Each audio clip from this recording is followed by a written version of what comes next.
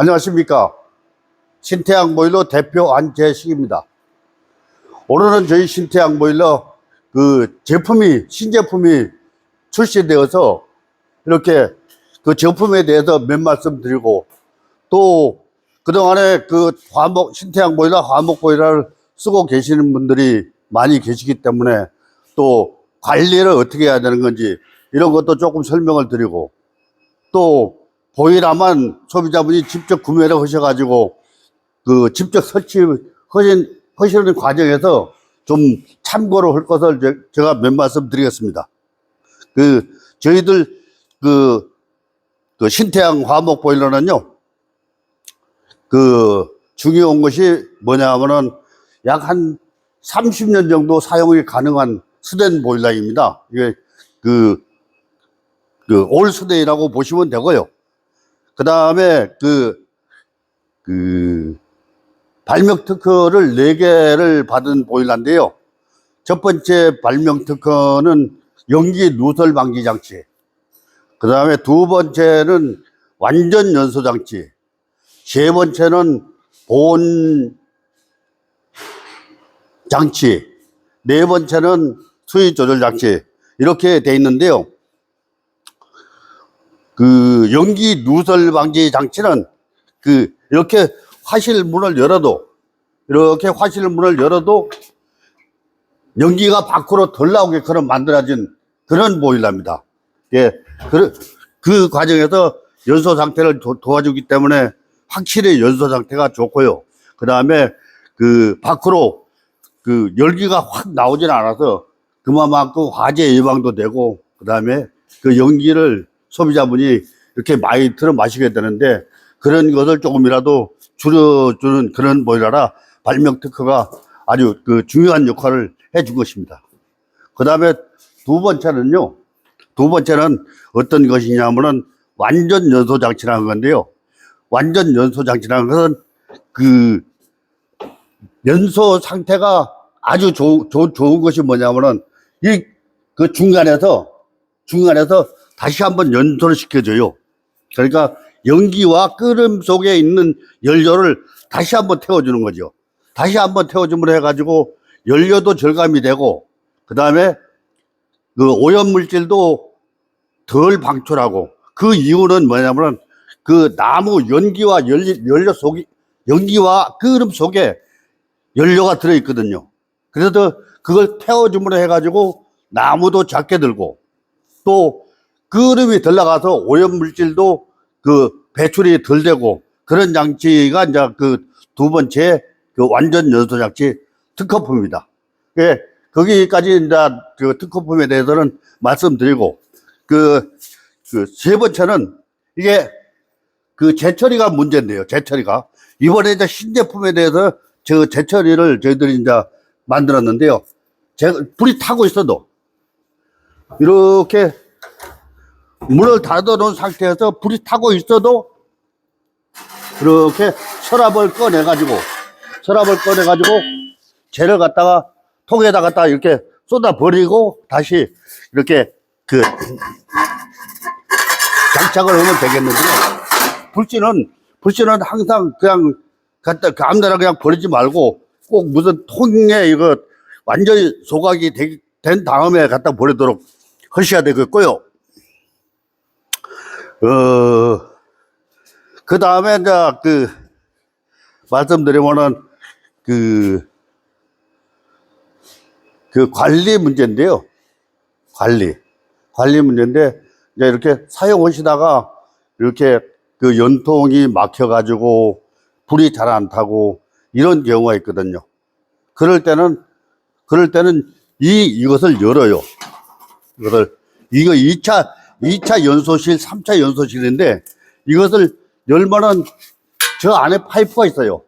저리 불이 올라와가지고 다시 앞으로 왔다가 다시 내려가가지고 양 옆으로 나가는데, 자기 옆에 저기를 점검을 해가지고 청소를 해주면 되겠고요. 그 다음에 이제 청소가 이제 보일러 안에는 다 됐어요. 그 다음에 연통은 이렇게 탕탕탕탕 두드리면 이렇게 밑으로 쏟아져요. 밑으로 쏟아지면 여기를 열어가지고 이렇게 해서 그 분진이 내려오면은 이렇게 받아내면 되겠어요. 그 다음에 그것도 그래도 잘 안 되면 이것을 T자를 뺄 수가 있어요. 이렇게 뺄 수가 있어요. 빼면은 보일러 내부가 다 보입니다.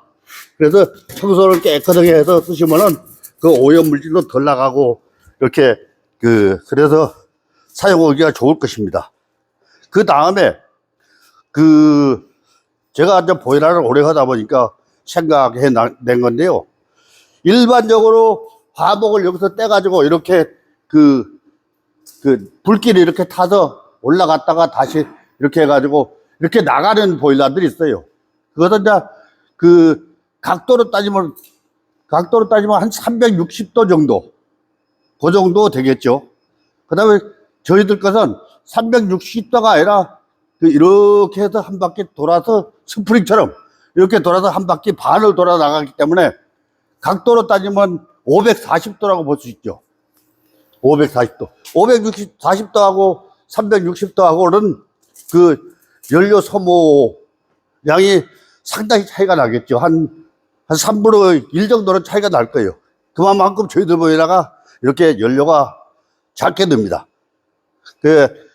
그리고 또 이제 설치 과정을 이제 몇 말씀 드리겠는데요. 설치 과정에서 중요한 것은 몇 가지가 있어요. 첫째는 이 순환모터를 다는데요. 순환모터를 다는데 순환모터 방향이 화살표가 있어요. 화살표가 있는데 보일러 밑에 쪽에다가 이렇게 달아가지고 방쪽으로 밀게처럼 이쪽에다 다시든지 반대쪽에다 다시든지 화살표가 방쪽으로 가게끔 다시면 되겠고, 그 다음에 보충수통을 설치하는데요. 보충수통을 설치하는데 다 이렇게 많이 복잡하게 하실 거 없어요. 이렇게 보일러에서 딱 장립부를 써가지고 나오죠. 그 다음에 엘보 하나 딱 써요. 그 다음에 엘보 하나 딱 쓰고 물통 이렇게 끼우면 되는 거예요. 이렇게. 그 다음에 이거 끼웠으면은 요거 물통에 까고 요래 연결해요. T자하고 연결하고, 요것은 온수, 냉수, 온수. 이건 바뀌어도 상관없어요. 이건 바뀌어도 상관이니까 연결하면 되겠고, 그 다음에 다른 것은 특별한 것이 없어요. 환수는 어떻게 연결해야 돼요? 예? 난방 환수는 어떻게 연결해야 돼요? 아, 난방 환수요. 예, 그거 참 말씀 잘하셨는데, 난방 환수는요, 내가 예를 들어서 말씀드릴게요.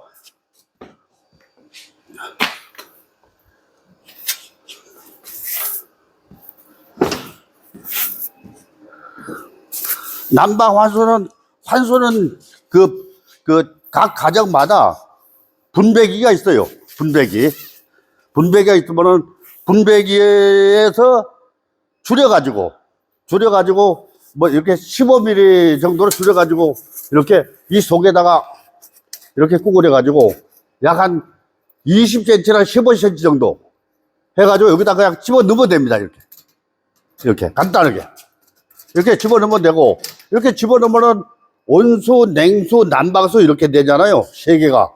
이거 세 개를 같이 통합을 시켜서 한꺼번에 묶어가지고 쭉 이렇게 단열을 하면은 아무리 추운 한 영하 30도가 내려간다 해도 이거 동파 사고가 일어나지 않습니다. 이렇게 해주면은 좋고요. 그 다음에는 또 이런 부분이 해서 올 수가 있을 수도 있어요. 여기 보일러 자체에서 안 하는데, 보일러 자체 호수에서는 안 하는데, 안에 이렇게 건물 안쪽에 이렇게 건물하고 이제 이어지는 부분, 그런데 어째 올 수가 있으니까 영하 10도, 15도 이렇게 내려갈 때는 주방에서나 아니면은 화장실에서 온수를 조금 틀어놓고 이렇게 지내면 되겠고요. 혹시 한 일주일이나 뭐 한 달 정도 해외 여행을 간다. 그럴 때는 이게 화목 보일러 코드를 뽑지 말고요. 코드가 끼워진 상태에서 주방에서나 아니면 목욕탕에서 이렇게 온수 쪽에 물을 조금만 틀어놓고 뭐 한 달이든지 일주일이든지 다녀오시면은 보일러에 대해서는 동파 사고가 전혀 없을 겁니다. 그렇게 사용하시면 되겠고요. 또 물어볼 거 있으면 말씀해 보세요. 제가 말씀드릴 테니까. 없습니까? 예, 이상입니다. 안녕히 계십시오.